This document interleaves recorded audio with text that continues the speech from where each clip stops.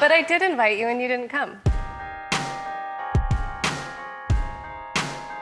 Number 20, Carmen Carrera and Laverne Cox. Let's talk about how this all started. When you were on Drag Race and still a man, how did you decide you wanted to fully transition and become a woman? Well, I've always known. Growing up, how old were you when you... Oh, God, I was in kindergarten. When transgender model Carmen Carrera went on Katie Couric's short-lived TV show, she was subjected to an invasive line of questioning. Was the whole process painful? Couric, who stated that the questions came from a place of, quote, mystery, asked Carrera everything from if transitioning was physically painful to if her, quote, parts are different now. While visibly uncomfortable with the questions, Carmen gracefully shot down Couric's inquiry by stating that she wants to focus on what's going on with her career and her life post-transition. I'd rather talk about my modeling stuff. I'd rather talk about being in W and being, you know, maybe an Italian Vogue. As well, when actress Laverne Cox joined them on stage, she very eloquently explained to Katie that when the discussion revolves around transition and surgery, it takes the focus away from the more pressing issues that face the transgender community. The reality of trans people's lives is that still often we're targets of violence. We experience discrimination disproportionately to the rest of the community. Number 19, Michelle Obama. You know, you're really annoying. It's like taking a 3-year-old to the store. Michelle Obama is no stranger to Ellen's playful antics after having appeared on her show numerous times. And each time, Michelle seems to hold her own. This is most evident in a segment from The Ellen DeGeneres Show, which followed the pair as they went on a shopping trip to CVS. And you push the basket because nobody's going to push it for you. Between Ellen constantly opening store items that were not paid for, not helping at the self-checkout, and announcing to storegoers that Michelle needed cream for a rash, it was only a matter of time before the First Lady jokingly clapped back, not only calling DeGeneres out for being annoying and acting like a child, but also shutting down Ellen's request to be featured on American Money. You have to have done something grand, like Harriet Tubman. Number 18, Joan Rivers. It's not mean. I tell the truth. I'm sure I say the same things that all your viewers say to their friends sitting next to them on the couch. Joan Rivers was known for holding nothing back when it came to her comedy, and this interview with CNN newsroom anchor Frederica Whitfield was no different. When Whitfield started off the interview by commenting on Joan's mean style of humor, the veteran comedian grew increasingly aggravated. And it didn't take long for Rivers to start clapping back at the anchor with her signature wit. You know, this whole interview is becoming a defensive interview. No! Are you wearing leather shoes? Yeah, shut up. I'm talking. Discussing everything from the hypocrisy of Whitfield calling her out for wearing fur to telling her that she is, quote, not the one to interview a person who does humor, Rivers undoubtedly got the last word before storming out of the interview. You are not the one to interview a person who does humor. Sorry. Number 17, Chris Christie. When Chris Christie appeared on The Tonight Show starring Jimmy Fallon in 2015, he and Fallon shared stories from their summer vacations in Wolfboro, New Hampshire. While the interview started out on the right foot, things quickly turned sour when Fallon seemingly made a jab at Christie's weight after the then New Jersey governor mentioned going out for ice cream. He's like, okay, let's go for ice cream. All right.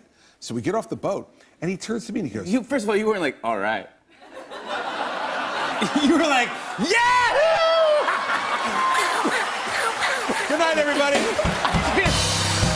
After Fallon made the comment, which mentioned how excited Christie must have been for frozen dessert, Christie took a bow before walking off the stage. While he did end up coming back to finish the interview, he quipped that, if I ever leave public life, you're going to have to hire 2 writers just to replace the garbage you say about me. This is unbelievable. Number 16, Lil Kim. You want to talk about Lil Kim? And that face of hers? Wendy Williams and Lil Kim are no strangers to confrontational interactions with fellow celebs. Things were no different when they got into a feud with each other following comments made by Williams on her show. Williams' remarks were made in response to Lil Kim's accusations that news outlets had photoshopped images of her. Not only did Williams disagree that the images were photoshopped, but she also went on to poke fun at the rapper for her plastic surgery, going as far as to say that she should blame your plastic surgeon, girl. Obviously, this was not well received by the rapper, who took to Twitter to clap back at Williams by referencing her alleged hookup with the notorious B.I.G. Number 15, Jane Fonda. But you look amazing. Why did you say, I read that you said you felt, you're not proud to admit that you've had work done. Why not? We really want to talk about that now? There are some questions you probably shouldn't ask during interviews. While promoting her movie Our Souls at Night on Megyn Kelly Today, legendary actress Jane Fonda took issue with the line of questioning from the host. Megyn began asking Fonda if she was proud to have had work done. While Jane has previously been open about her relationship with plastic surgery, it's clear that she believes there is a time and a place for these kinds of questions. And a promotional interview is not one of them. Visibly stunned, Jane asks Megyn if they, quote, really wanted to talk about that right now, before graciously shutting Kelly's question down and quickly changing the discussion back to the movie. Well, thanks. Good attitude, good posture, take care of myself. But let me tell you why I love this movie that we did, Our Souls at Night. Number 14, Nikki Deaker, also known as Nikki Tutorials. And I feel like his entire goal was, with this, to destroy my life. But plot twist, that didn't happen. No, it did not.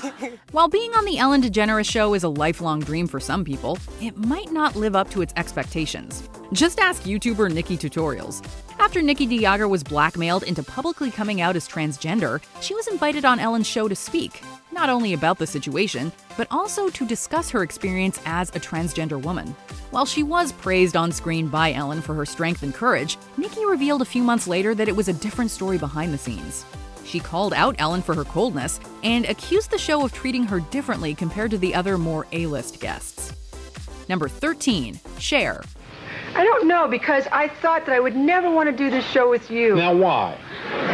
It's no question that Cher is able to hold her own when appearing on talk shows.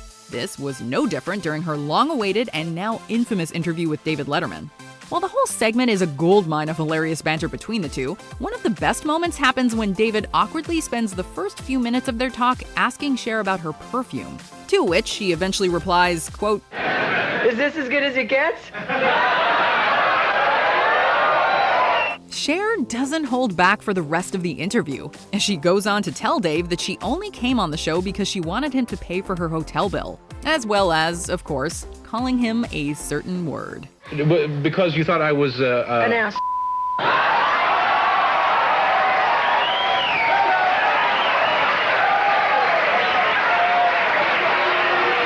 Number 12, Mark Ruffalo and Susan Sarandon.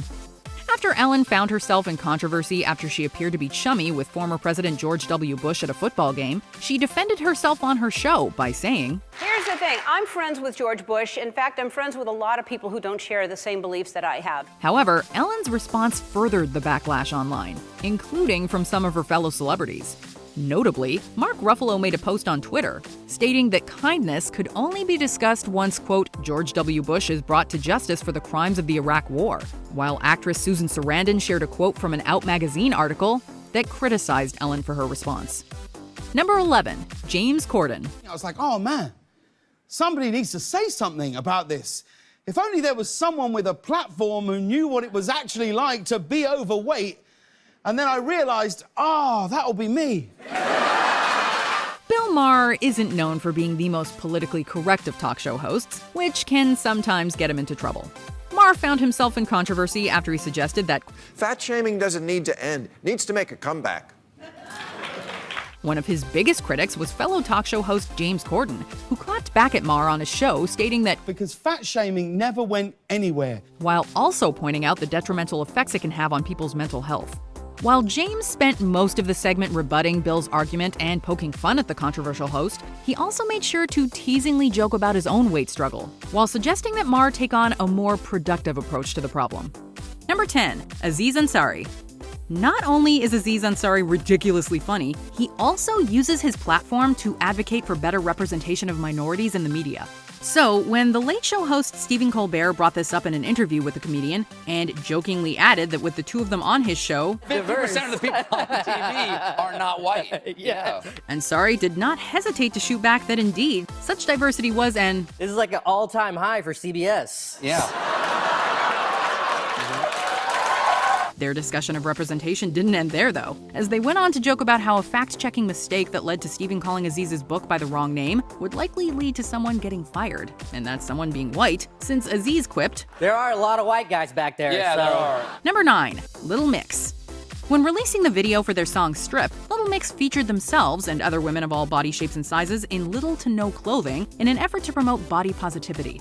This didn't go over well with Good Morning Britain host Piers Morgan, who claimed that if men did this, they'd be arrested, and that the nudity was just a ploy to sell records. Come in, all of you, bit of girl power, and come and swear to my face and explain to me why you stripping your clothes off is not about selling records, but it's actually about something a little bit more profound. When the comments were brought up to the girls in an interview, band member Jessie called him No.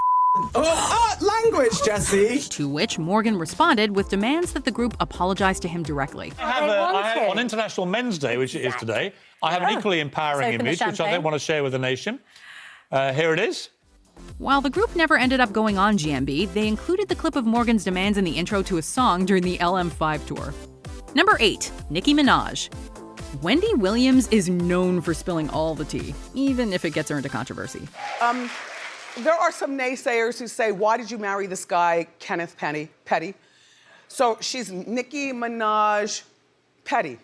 This was no different when the host commented on Nicki Minaj's marriage to Kenneth Petty while including details of his criminal past. Nicki Minaj's husband's name is Kenny Petty, and he's a registered sex offender. After seeing Williams' comments, Minaj called Wendy out in a separate radio interview for her hypocrisy, claiming that Williams has rappers on her show that talk about shooting and killing, and that Petty had paid his debt to society. Do you mention Gucci Man's body every time you mention him? Or when you discussing his wife, do you mention his man down, his charge? She also brought up Wendy's now ex-husband, Kevin Hunter, who had an affair that resulted in his mistress having a baby, saying that the money Williams makes from being, quote, vicious, paid for his mistress's shopping sprees, hotels, and medical bills. It's not about you doing your job. There are people who report the news, and there are people who do it with an evil intent in their heart, viciousness. And I pray for you because I know you're hurting, and I know you must be sick and humiliated. Number 7, John Legend and Chrissy Teigen.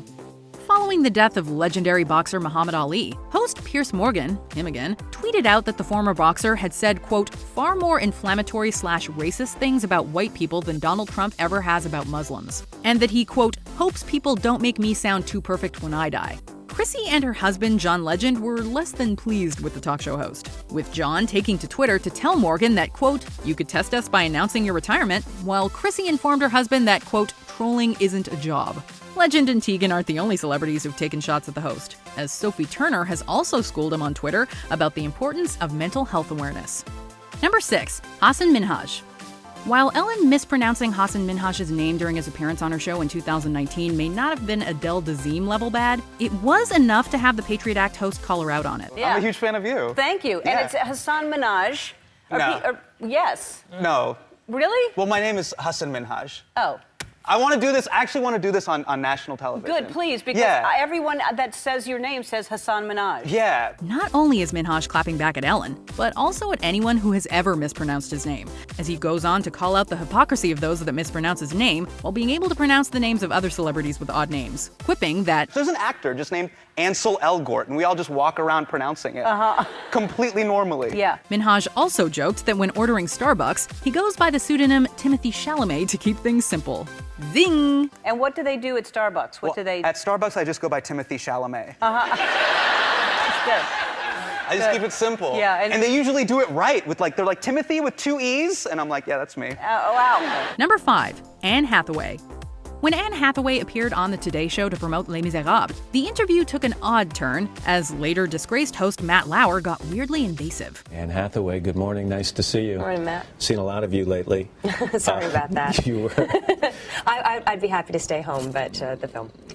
Let's just get it out of the way. You had a little wardrobe malfunction. Lauer started off the interview in an extremely inappropriate fashion by saying that he'd seen, quote, a lot of her lately, referring to an incident where paparazzi took a photograph at an angle where you could see under Hathaway's dress. Lauer then went on to ask what she had, quote, learned from the incident, placing the blame not on the photographers who had invaded Hathaway's privacy, but instead on the actress herself. What's the lesson learned from something like that, other than that you keep smiling, which you always do? While Lauer continued to push the invasive line of questioning, Hathaway shut him down with incredible decency and grace.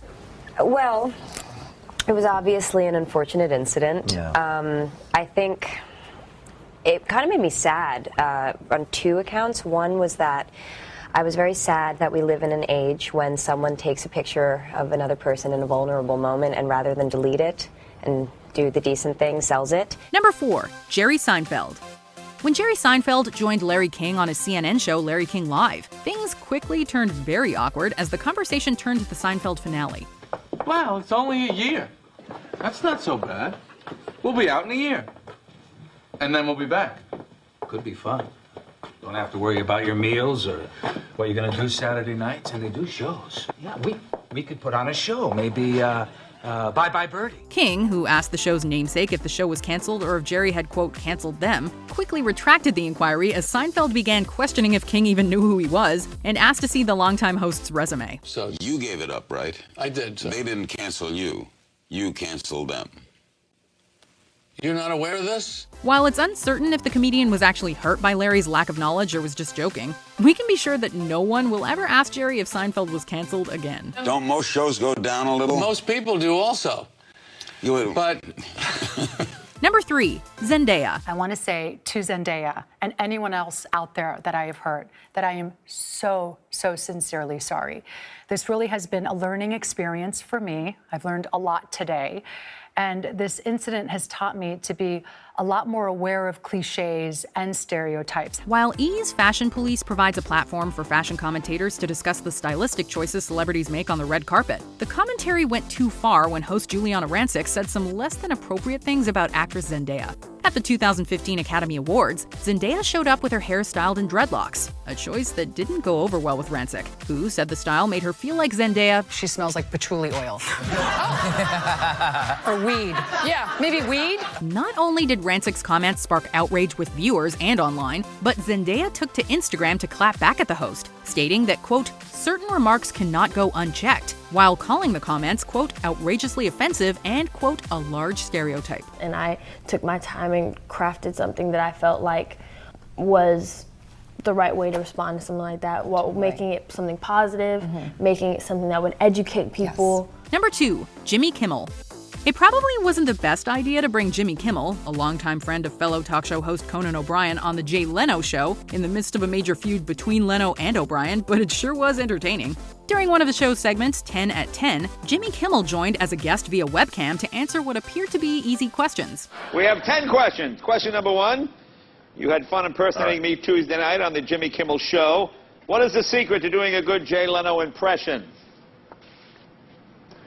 Well, I hate to give away my secrets, but it's part Sylvester the Cat, it's part Curly from the Three Stooges, and part Scrappy Doo. However, Jimmy took every opportunity he could to throw shade at Leno, commenting on everything from his appearance to his canceled show to, of course, the Conan feud. I think the best prank I ever pulled was I told a guy that 5 years from now, I'm going to give you my show. And then when the 5 years came, I gave it to him, and then I took it back almost instantly. It was hilarious. Before we continue, be sure to subscribe to our channel and ring the bell to get notified about our latest videos. You have the option to be notified for occasional videos or all of them. If you're on your phone, make sure you go into your settings and switch on notifications. Number 1, Dakota Johnson. When Dakota Johnson appeared on Ellen, things turned awkward very fast as the longtime host questioned Johnson for not inviting her to her 30th birthday party. You turned 30. I did. And how was the party? I wasn't invited. Actually, no, that's not the truth, Ellen. You were invited. Despite Ellen's protestations, the actress insisted she had indeed invited her and had never actually gotten a reason as to why Ellen didn't attend. It wasn't until after Ellen's producer stepped in and informed the host that she had been invited that Ellen gave in, choosing to change the subject to Dakota's favorite comedian. Spoiler alert, it's not Ellen. Yeah. But I did invite you and you didn't come. So. This time you invited me? Yeah. Are you sure? Yeah. How do you know? I don't think so. Ask everybody. This isn't the first time Dakota Johnson has clapped back at a talk show host. She also hilariously called Jimmy Fallon out for talking over her during an appearance on The Tonight Show. Well, no. It's cool. I sort of... Do they allow dogs at the hotel? Aren't you supposed to let people talk on the show? Do you agree with our picks? Check out this other recent clip from MsMojo. And be sure to subscribe and ring the bell to be notified about our latest videos.